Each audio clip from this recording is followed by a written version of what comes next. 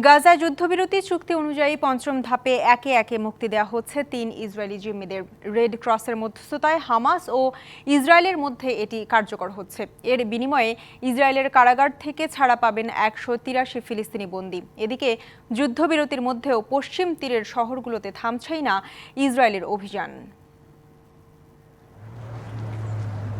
শনিবার গাজার দের আল-বালা শহরের সালাহ আল-দিন সড়কে একে একে আসতে থাকেন ফিলিস্তিনি স্বাধীনতাকামী গোষ্ঠী হামাসের সদস্যরা। সঙ্গে ছিলেন হামাসের সশস্ত্র শাখা কাসাম ব্রিগেডের শত শত সদস্য। এ সময় একটি মুক্ত মঞ্চে হামাস ও রেড ক্রসের ২ সদস্য স্বাক্ষর করেন নথিপত্রে।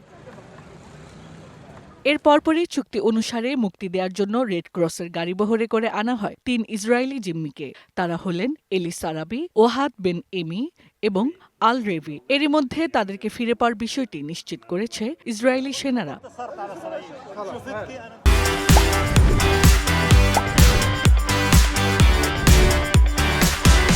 আর ইসরায়েলের কারাগার থেকে ছাড়া পাবেন ১৮৩ ফিলিস্তিনি বন্দী, যারা বিভিন্ন মেয়াদে কারাদণ্ড ভোগ করছিলেন।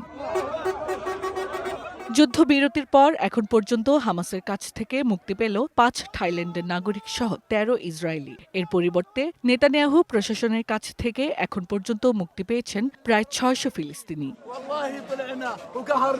এদিকে গাজার সরকারি মিডিয়া বলছে, উপত্যকাটির ধ্বংসস্তূপে এখনো চাপা পড়ে আছে ১২,০০০-এরও বেশি মরদেহ। তবে এসব উদ্ধারে প্রয়োজনীয় ভারী যন্ত্রপাতি এলাকাগুলোতে প্রবেশের বাধা দিচ্ছে নেতানিয়াহু প্রশাসন। এছাড়াও অধিকৃত পশ্চিম তীরের বেথলেহেম, তুলকারেম ও রামাল্লাহ শহরে ব্যাপক সামরিক অভিযান অব্যাহত রেখেছে নেতানিয়াহু বাহিনী। Hasna Akter, DBC news desk.